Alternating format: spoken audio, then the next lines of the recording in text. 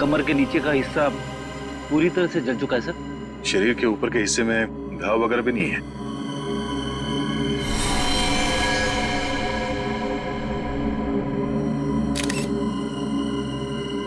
यहाँ स्टेज पे किसी भी चीज को हाथ तो नहीं लगा किसी ने? नहीं सर। ये आग कैसे लगी? पता नहीं सर कैसे लगी। जैसे हमने रॉकी को आग की लपटों में घिरे देखा, हम भागकर स्टेज पर आए, पर सर रॉकी को हम बचा नहीं पाए।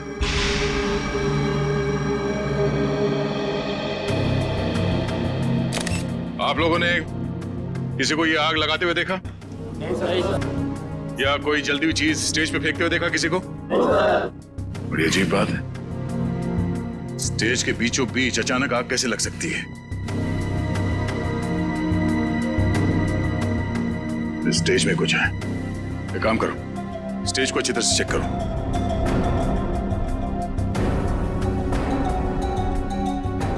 सर, हाँ? मैं कुछ कहना चाहती हूँ। क्या बताना चाहती हो?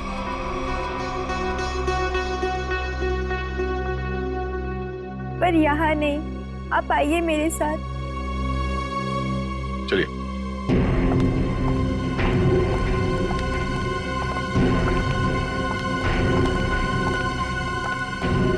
बोलो, क्या बताना चाहती हो? मुझे शक है कि किसी ने उसका खून किया है। किसने खून किया? कौन है वो? सर वो कौन है ये तो नहीं पता, लेकिन कुछ दिनों से हमारे बहन को धमकी भरे लेटर्स भेज जा रहे थे। धमकी भरे लेटर्स? हाँ, और वो सारे लेटर्स रॉकी के नाम पर भेजे जा रहे थे, वो भी खून से लिखे हुए। क्या आप हमें वो खून से लिखे हुए लेटर्स दिखा सकती हैं?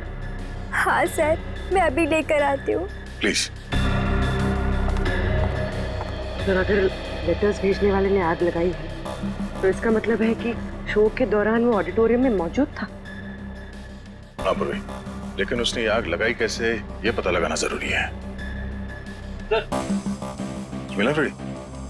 सर ये देखिए, नीचे से एक वायर का तार निकला हुआ है।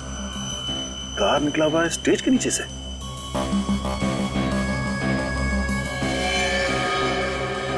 तो फिर ठीक उसी जगह पे जहां पे रॉकी खड़ा था जलने से पहले।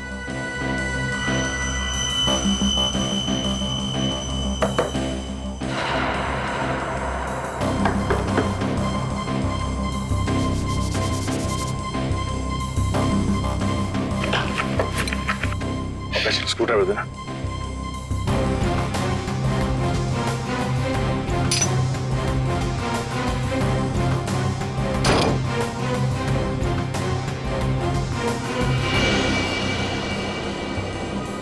सर, नीचे तो एक कमरा है। हाँ, लगता तो कुछ ऐसे ही है। इसे जाके देखते क्या है। जरा टॉर्च देना।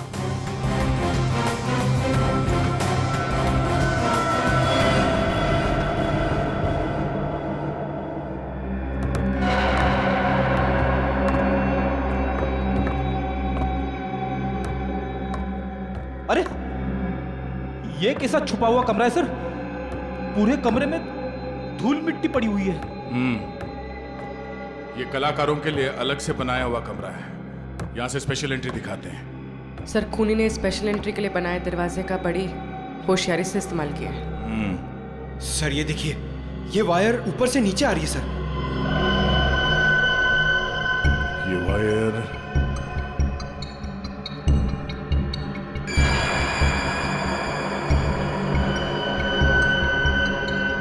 ये क्या है? चिपचिपा सा है।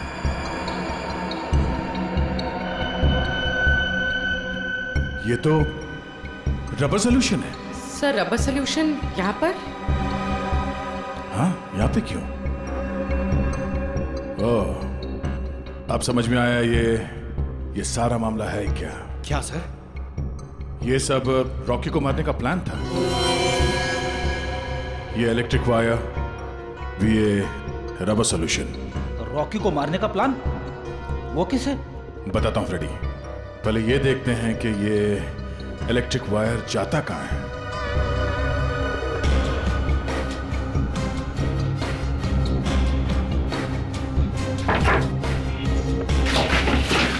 संभाल के।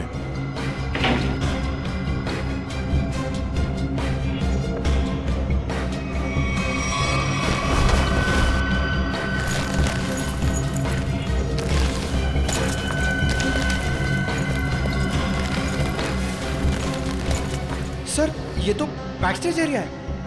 वो देखिए एक्स्ट्रा ड्रम्स और गिटार भी दिख रहे हैं।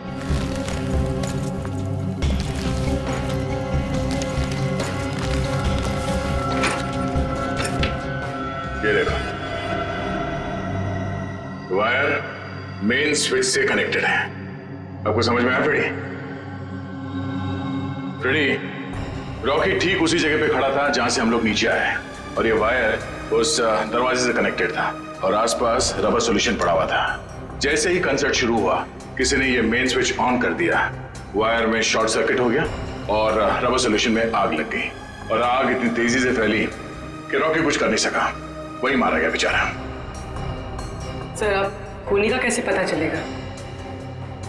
ये बैक स्टेज है, इसका मतलब है यहाँ के किसी स्टाफ ने कुछ देखा जरूर होगा। एक काम करो, यहाँ पे जितने भी स्टाफ काम करते हैं उन सबको ऊपर इकट्ठा करो, चलिए।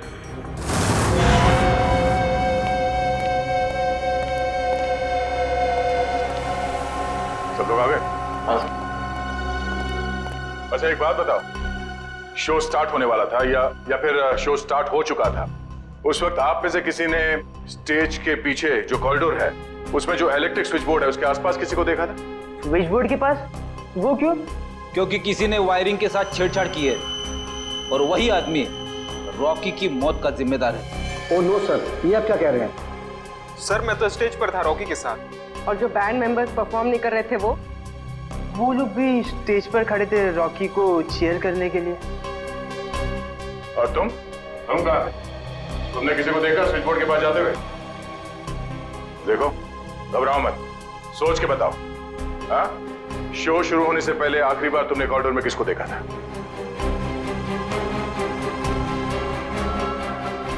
सर इसे देखा था मैंने सर।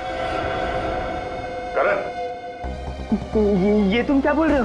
सर मैं झूठ नहीं बोल रहा हूँ, इसे ही देखा था मैंने कॉरिडोर में यहाँ। अब बताओ मिस्टर करण, तुम कॉरिडोर में गए थे या नहीं? सर हाँ मैं गया था, लेकिन क्या करने गए थे तुम वहाँ? हाँ? तुम्हें शो में परफॉर्म नहीं करना था? सर मेरा गला खराब था और मुझे पता था कि मैं गा नहीं पाऊंगा, इसलिए मैंने डिसाइड किया था कि मैं रॉकी के साथ परफॉर्म नहीं करूँगा सर, लेकिन मैंने रॉकी को नहीं मारा है सर। अच्छा सर, कॉरिडोर में और स्टेज के आसपास सीसीटीवी कैमरे लगे हुए। रेडी, तुम और पंकज सीसीटीवी की रिकॉर्डिंग चेक करो, पता चल जाएगा ये आदमी सच बोल रहा है या झूठ। सर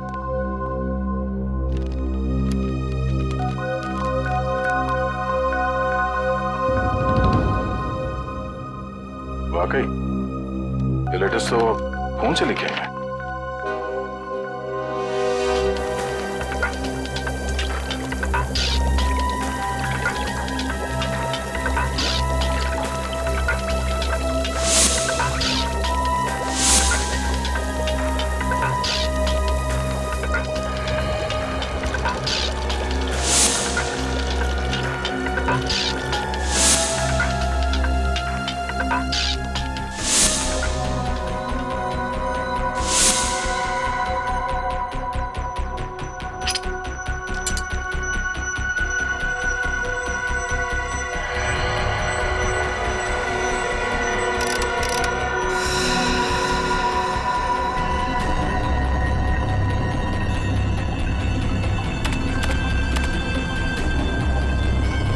माय गॉड, कमाल है यार, लोग धमकी देने का भी क्या क्या तरीका निकालते हैं।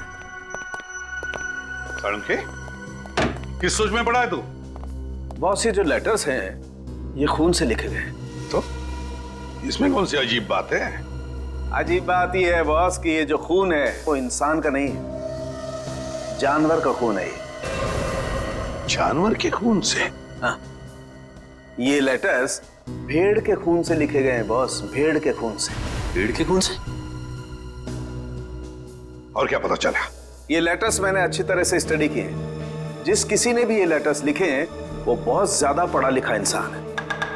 सालुंके साहब, ये रॉकी के शरीर पे जले हुए के अलावा किसी और चोट या घाव का निशान? नहीं सचिन, इस रॉकी के शरीर को मैंने अच्छी तरह से चेक किया है और किसी किस्म का कोई निशान नहीं है। इस रॉकी का शरीर आधा जल चुका था और जलने की वजह से इसकी मौत हुई। सर, जिसने भी ये धमकी भरे लेटर्स भेजे हैं, सर वही खूनी है क्या? हाँ निखिल, जिसने भी ये धमकी भरे खत लिखे हैं ना, उसी ने खून किया है। पर एक बात है, भेड़ का खून मुंबई जैसे शहर में आसानी से नहीं मिल सकता। वो जरूर किसी जंगल वाले इलाके या फिर फार्म हाउस वाले इलाके से ही मिला है। तो हमारे शहर के आसपास जितने भी फार्म हाउसेज है, वहां जाकर के पता लगाओ, पूछताछ करो और देखो किसने भेड़ का खून किसी को दिया है या फिर बेचा है क्या।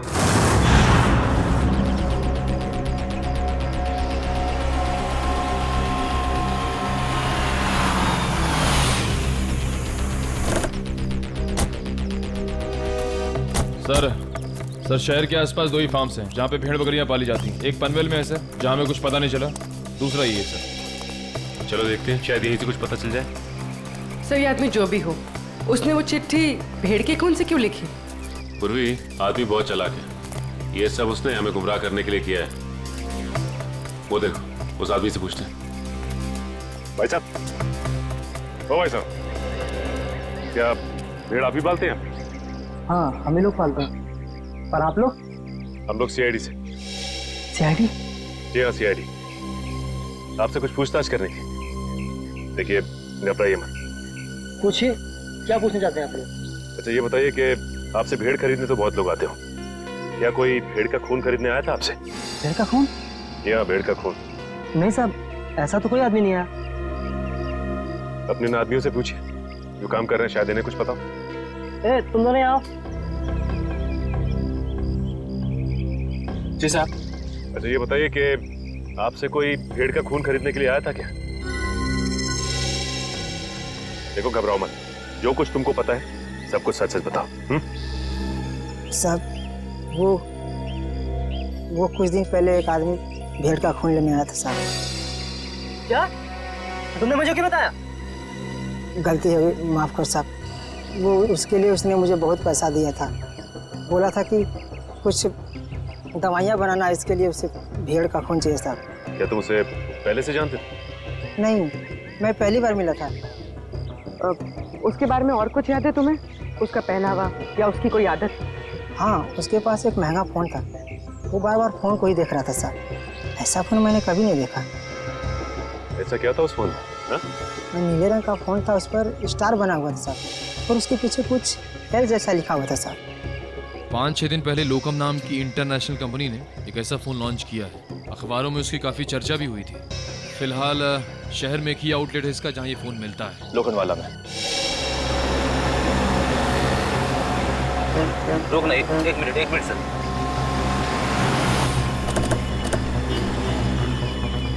सर, ये उस मोबाइल कंपनी की दुकान है जिसके बारे में सचिन सर ने फोन करके बताया था। सुनिए भाई साहब, हमें एक मोबाइल के बारे में कुछ जानकारी चाहिए जो हाल ही में मार्केट में आया है, आपकी कंपनी का। कहीं आप लोकम की बात तो नहीं कर रहे हैं? हाँ, लोकम का नीले रंग का फोन, पीछे एल लिखा हुआ और आगे स्टार बना हुआ। कहीं आप इस फोन की बात तो नहीं कर रहे? हाँ, इसी फोन की बात कर रहे हैं। बोलिए साहब, क्या जानकारी चाहिए? सबसे नया मॉडल है, 10 दिन पहले लॉन्च हुआ है। आपको चाहिए तो अभी से बुक कर दूं? नहीं, हमें खरीदना नहीं। हमें ये पता करना है कि ये फोन किन किन लोगों ने खरीदा है। हमें उनकी लिस्ट चेक करनी है। पर क्यों साहब? देखिए, हम सीआईडी से और एक खून के सिलसिले में तहकीकात कर रहे हैं। जी बिल्कुल। अभी तक हमने सिर्फ 12 पीस ही बेचे हैं, कस्टमर का रिस्पॉन्स देखने के लिए।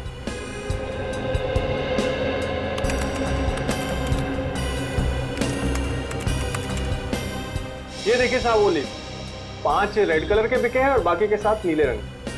नीले रंग के फोन जिन लोगों ने खरीदे हैं उनके लिस्ट चेक करनी है। ये रही साहब लिस्ट। चेतन? लेकिन चेतन तो उस न्यू एज रॉक बैंड का मेंबर है। वो भला अपने ही आदमी का खून क्यों करेगा? ये तो चेतन ही बताएगा। घर चलते हैं, जरा इस चेतन का एड्रेस है।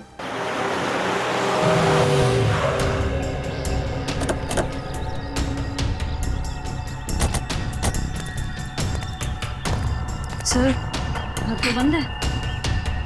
अब कहाँ ढूंढेंगे चेतन को? घर के अंदर।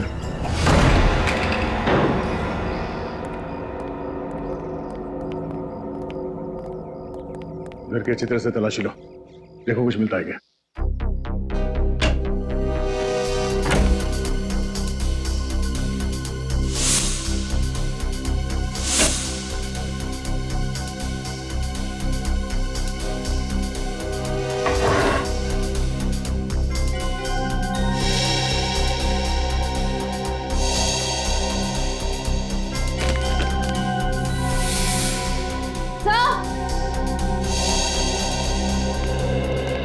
सर डस्टबिन में फटे हुए कागज है।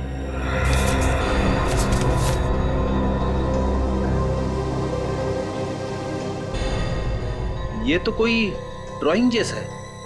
लगता है चेतन ने कोई ड्राइंग बनाई होगी और घर से निकलने से पहले इस कागज को फाड़ के चला गया होगा।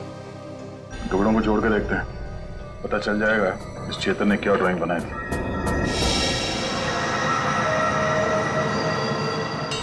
सर ये तो कोई नक्शा या कोई ब्लूप्रिंट लग रहा है। श्रेया, तो किस जगह का? तो करण के ऑफिस के कैबिन का ब्लूप्रिंट है। करण? सर ये करण भी तो न्यू एज रॉक बैंड का मेंबर है। सर ये देखिए, उसके कैबिन में जितने भी म्यूजिकल इंस्ट्रूमेंट्स हैं और जितने भी इलेक्ट्रिक कनेक्शंस हैं सब मार्क किए गए हैं। चेतन के घर पे करण के ऑफिस का मैप क्यों? करण की जान को खतरा तो नहीं है?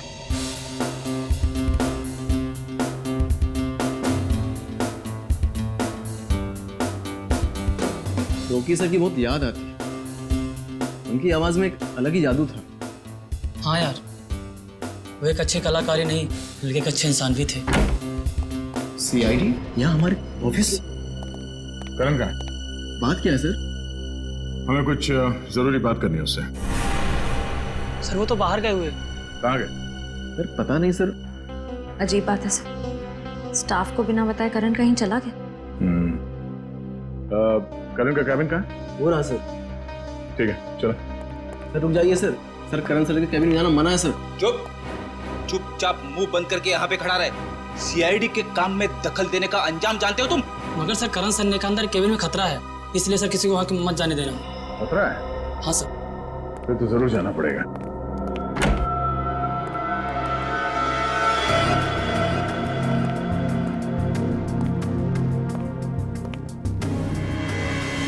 सर ये कैबिन तो बिल्कुल वैसा ही है जैसा उस ब्लूप्रिंट में था जो हमें चेतन के घर से मिला था।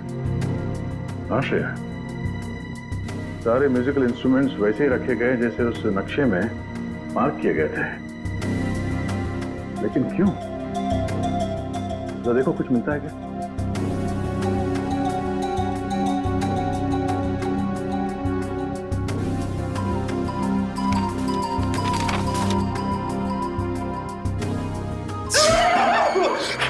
जाओ बेटी। सर गिटार में करंट है। गिटार में करंट है? अरे नहीं सर, सर रॉकी के खून में करण का हाथ है, इसीलिए उसने जानबूझ के ये वाला सेटअप अपनी कैबिन में बनाया ताकि वो शो में होने वाले खून की प्रैक्टिस कर सके। सर ये स्केच देखिए, इसमें म्यूजिकल इंस्ट्रूमेंट्स और इलेक्ट्रिक कनेक्शंस बिल्कुल वैसे ही हैं जैसे उस शो में थे। स्टेज और बैक स्टेज में भी सब ऐसे ही फिट किया गया था। ये सारा मामला समझ में आ रहा है। करण और चेतन इन दोनों ने मिलकर रॉकी का खून किया है। मगर सर करण सर ऐसा क्यों करेंगे सर? वो तो पता चल ही जाएगा। पहले ये बताओ, इस कैबिन में करण के साथ कोई और भी आया था? नहीं सर, वो तो हर वक्त काम में बिजी रहते थे, दिन रात अगले शो की तैयारी में ही लगे रहते थे। सर उन्हें तो किसी से मिलने की फुर्सत तक भी नहीं थी। पर सर उसने कहा था कि उसका गला खराब था, इसलिए उसने रॉकी के साथ उस शो में परफॉर्म नहीं किया। वो सब एक झूठ था। उसने हमारे सामने नाटक किया। उसने रॉकी का खून किया और रॉकी को रास्ते से हटा दिया, और अब अपना अलग से शो प्लान कर रहा है। करण का अगला शो कहाँ है? सर पूना में। पुणे में?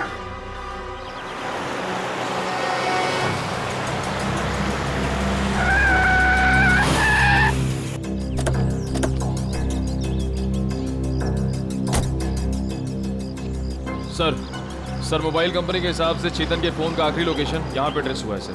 सर इसी सुनसान जगह पर चेतन ही आया क्यों होगा? यहाँ आसपास तो कुछ भी नहीं है। कुछ तो जरूर है। हो सकता है चेतन यहाँ पे किसी से मिलने आया हो और उसके बाद यहाँ पे आके कहीं छिप गया। पर सर अब हम चेतन को ढूंढेंगे कैसे? वो देखो सामने छोटी सी दुकान दिख रही है ना, वहाँ चल के पूछते हैं।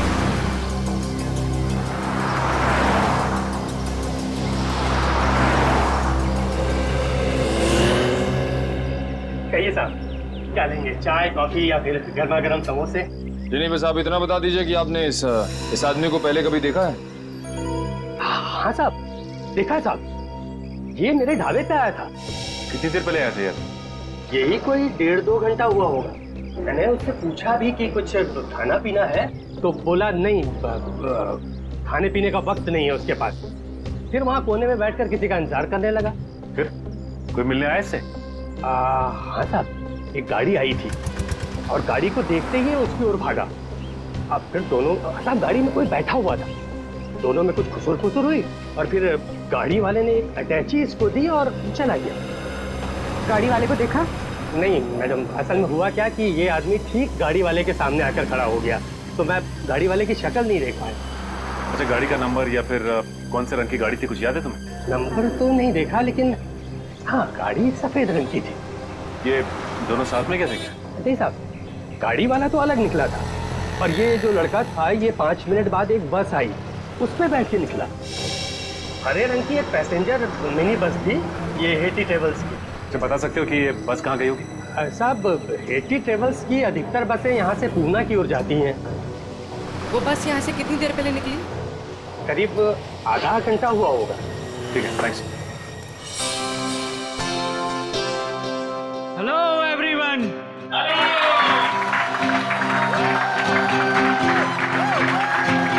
तो आखिरकार वो दिन आ ही गया जिस दिन का आप सबको बेसब्री से इंतजार था।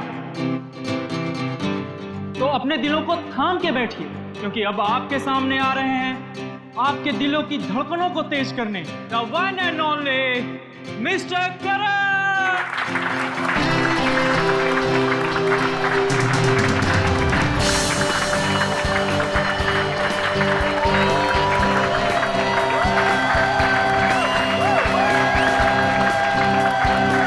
हेलो गाइस, क्या आप सब तैयार हैं मेरे इस शो को रंगीन बनाने के लिए?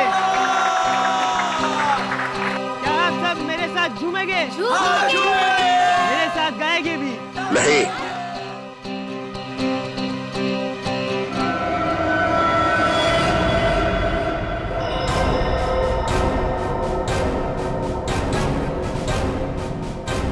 सीआईडी यहाँ? हाँ, आप लोग सब प्लीज बाहर जाइए। हम करण जी का शो अकेले में देखना चाहते हैं। टेंशन लेने की जरूरत नहीं है, तुम्हारे पैसे तुम्हें मिल जाएंगे। चलो चलिए चलिए। नहीं नहीं, ये नहीं हो सकता। रुक जाइए आप सब लोग, ये मेरे जिंदगी का पहला शो है। मैं लोगों को बता देना चाहता हूँ, मैं ही नंबर 1 रॉकस्टार हूँ। तुमने तो कहा था कि तुम्हारा गला खराब है, अब तुम गाओगे कैसे? वही तो, बेसुरा गाने से तुम्हारा नाम खराब हो जाएगा।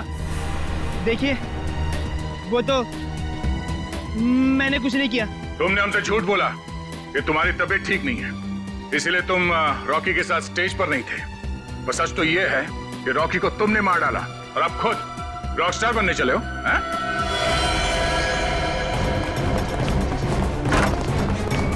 चलते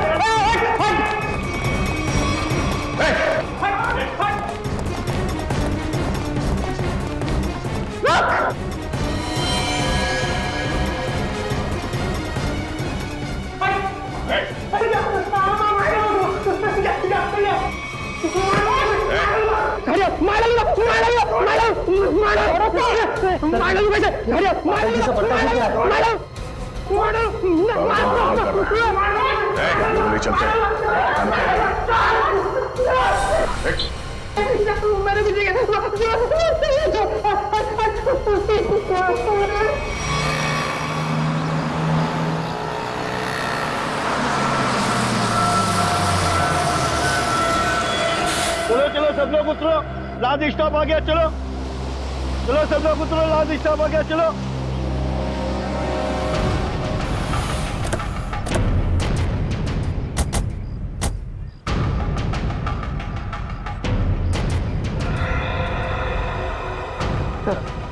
हो रहा है चेतन, बस से उतर है।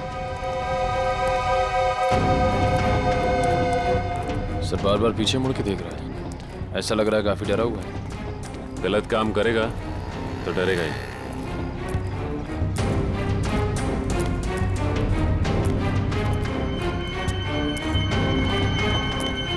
ठीक है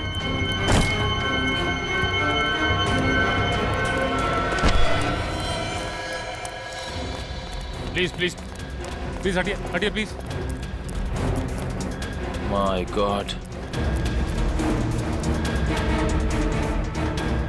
ये तो मर गया। मर गया? अचानक क्या हो गया इसे?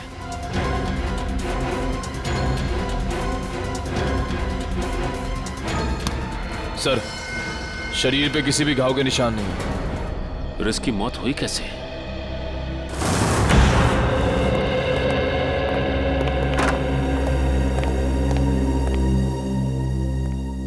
बताओ करण, एक कलाकार होने के बावजूद भी क्यों किया तुमने ये? है? क्यों किया?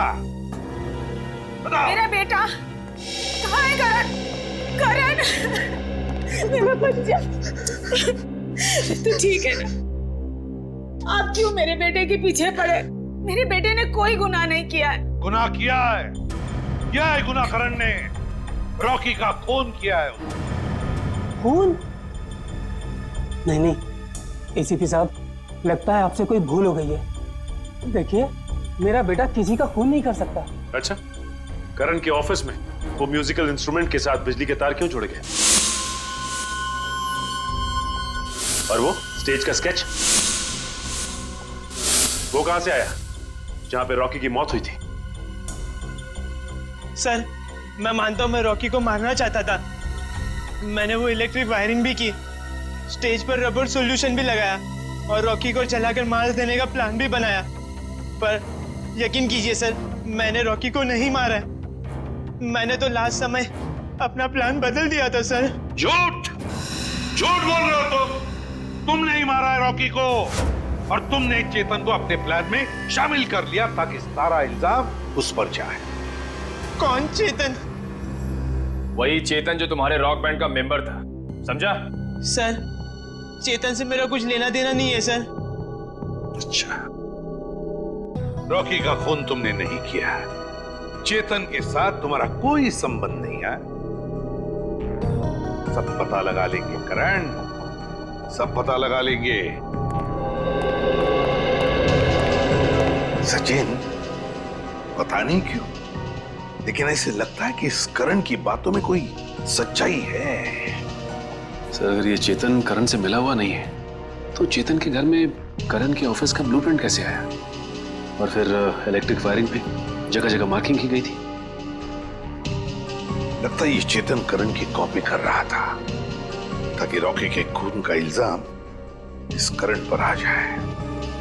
पर सर चेतन को किसने मारा होगा?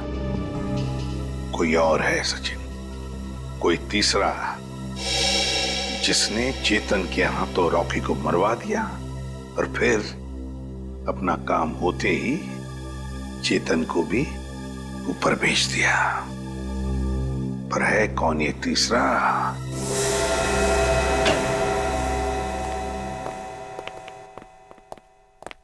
सॉल्व के रेजिग्नेशन दे दे, इस्तीफा दे दे। क्यों दे दूं भाई इस्तीफा? क्योंकि तुझे अब तक पता नहीं चला कि चेतन को मारा कैसे। तुम्हें कैसे मालूम नहीं पता लगा पाया है? अरे यार आधी बात पता चल चुकी है। तो फिर बता ना जल्दी। देखो इसकी मौत जहर देने की वजह से हुई। क्या जहर देके? हाँ जहर देके। अब जहर कैसे दिया गया है इस बात का पता लगना बाकी है। अभी पता लगता नहीं यार, एक मिनट रुको ना यार तुम।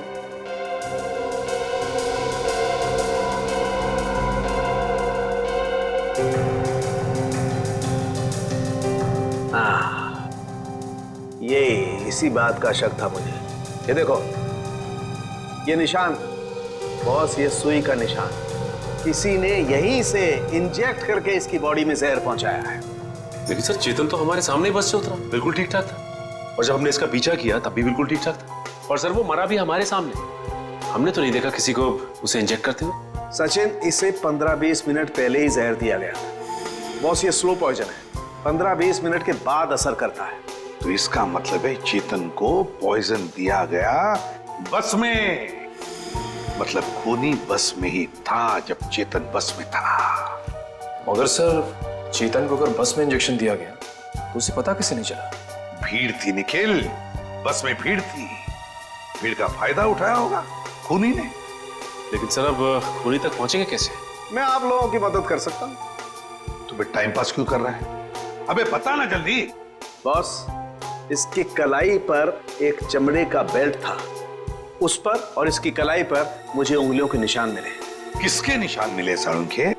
अब इसकी उंगलियों के तो है नहीं, तो शायद वो निशान खूनी के होंगे। अगर ये उंगलियों के निशान खूनी के हैं तो फिर हुआ ये होगा कि जब खूनी चेतन को इंजेक्शन देना चाहता था तो किसी वजह से उसने चेतन की कलाई पकड़ ली, मगर कलाई पर था लेदर बैंड, तो बस आ गए उसकी उंगलियों के निशान उस लेदर बैंड पर। लेकिन सर बस में तो बहुत सारे लोग थे, ये पता कैसे चलेगा कि वो उंगलियों के निशान हैं किसके? पता तो लगाना पड़ेगा सचिन कि वो उंगलियों के निशान हैं किसके, पता तो लगाना पड़ेगा।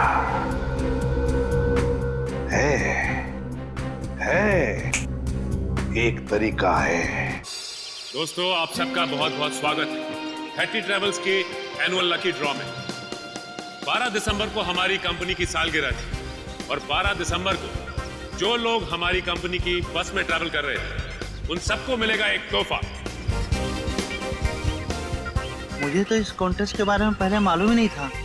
मुझे भी नहीं पता था, मैंने भी ये खबर अखबार में पढ़ी। देखते हैं आज सरप्राइज गिफ्ट क्या मिलता है। और उनमें से किसी एक लकी आदमी को मिलेगा जैकपॉट, जो कि है 2 लाख रुपए का। बस। लेकिन उससे पहले आपको एक छोटा सा काम करना होगा और वो है ये फॉर्म, साधारण सा फॉर्म, वो आपको भरना होगा। तो फिर देर किस बात की है? आइए एक एक करके फॉर्म भरिए और अपने अंगूठे का निशान छोड़कर जाइए इसमें। ये लीजिए।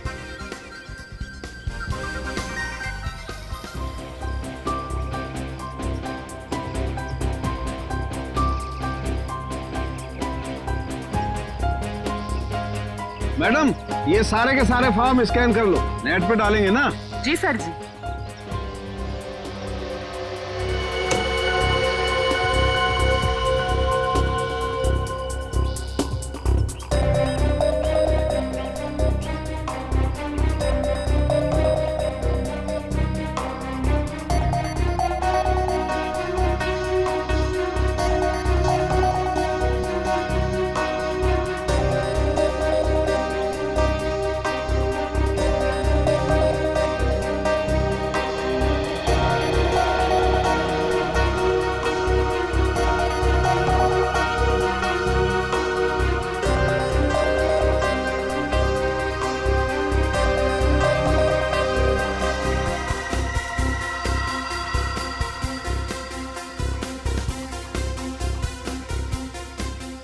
सर जी, ये लीजिए, ये मिल गया आपका लकी विनर का नाम। आइए,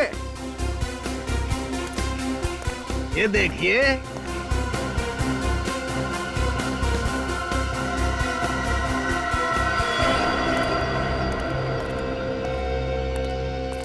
दोस्तों, आप सबका इंतजार अब खत्म हुआ।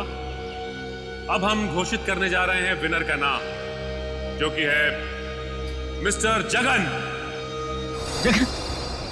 मैं जगन हूं, मैंने जैकपॉट जीत लिया। मुझे विश्वास ही नहीं हुआ, मैंने 2 लाख रुपए जीते। 2 लाख! सर कहाँ लेना है?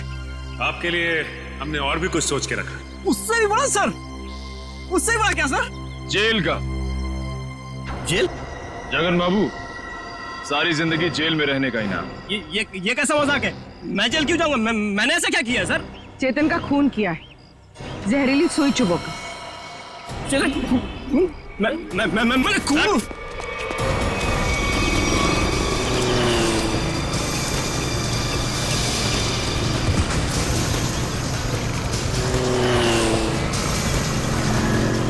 तुम्हें पकड़ने के लिए इतनी बड़ी प्रतियोगिता रखी है, इनाम क्या तेरा बाप लेगा? सर सर मैंने कुछ नहीं किया सर मैंने कुछ नहीं किया, छोड़ दो सर छोड़ दो मुझे। अब बोल, चेतन का खून क्यों किया तूने? सर मुझे पैसे मिलने थे उसके सर।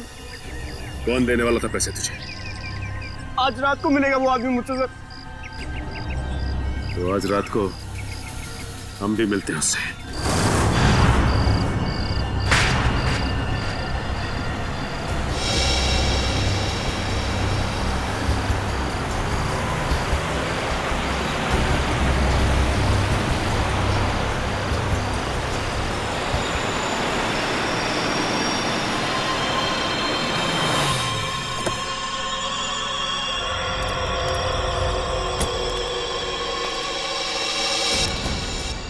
सलाम सेठ। वक्त के बहुत पाबंद हो तुम, मुझसे पहले यहाँ पहुँच गए। सेठ मुझे मेरे पैसे दो सेठ, यहाँ अगर किसी ने देख लिया तो बवाल खड़ा हो जाएगा सेठ, मुझे फौरन निकलना है यहाँ से। आखिर तुमने मेरा काम किया है, इनाम तो तुम्हें मिलना ही चाहिए। हाँ सेठ।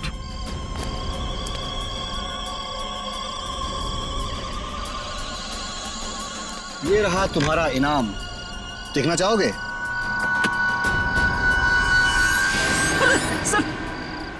बंदूक? हाँ बंदूक। क्या मजाक है सेठ?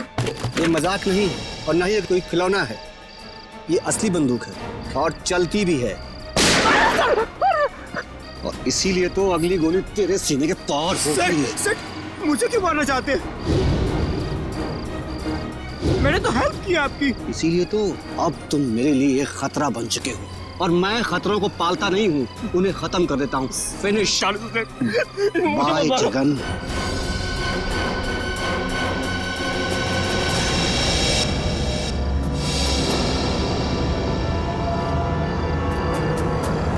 परिमल जी,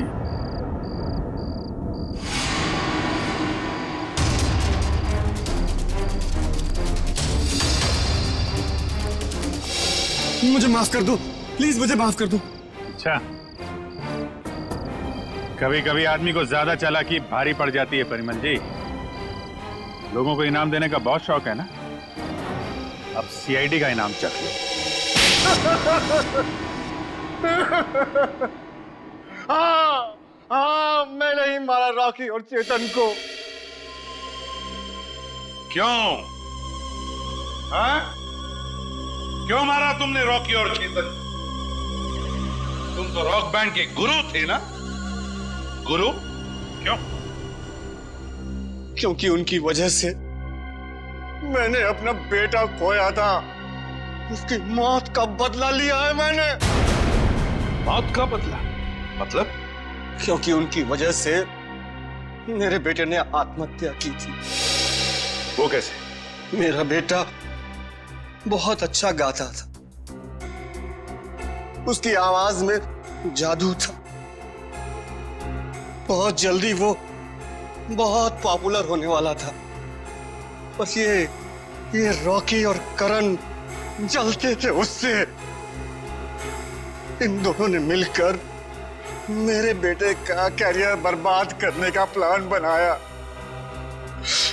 इन्होंने उसे कोई ऐसी ड्रग्स खिला दी जिससे वो बीमार पड़ गया, उसका गला खराब हो गया। धीरे धीरे करके उसने गाना ही छोड़ दिया और डिप्रेशन में चला गया। फिर एक दिन इन सब हालात से तंग आकर उसने आत्महत्या कर ली। आप इतने यकीन के साथ कैसे कह सकते हैं कि ये सब कुछ रॉकी और करण ने किया? क्योंकि मेरे बेटे के मरने के बाद एक दिन मैंने रॉकी और करण की बातें सुन ली थी, मगर उन्हें नहीं पता था कि मुझे उनकी असलियत पता चल चुकी है। और इसलिए तुमने रॉकी को मार डाला? हाँ, मगर रॉकी को मारने का प्लान करण का था और ये बात मुझे पता चल गई थी। मैं हमेशा करण पर नजर रखे हुए था। और चेतन को क्यों मार डाला? क्योंकि रॉकी को मारने का सारा काम मैंने चेतन से ही करवाया था। वो इलेक्ट्रिक करंट का तार भी उसी ने लगाया था। चेतन मेरे बारे में सब कुछ जानता था। मुझे डर था कि कहीं वो मेरे बारे में आप लोगों के सामने मुंह न खोल बैठे, इसलिए मैंने उसे भी मार डाला। तुम्हारे बेटे के साथ जो कुछ भी हुआ बहुत गलत हुआ, लेकिन इसका मतलब ये नहीं कि बदले की आग में तुम दो लोगों की जानें लो। तुमने बहुत बड़ा जुर्म किया है और इस जुर्म की सजा तो सिर्फ फांसी ही है, फांसी।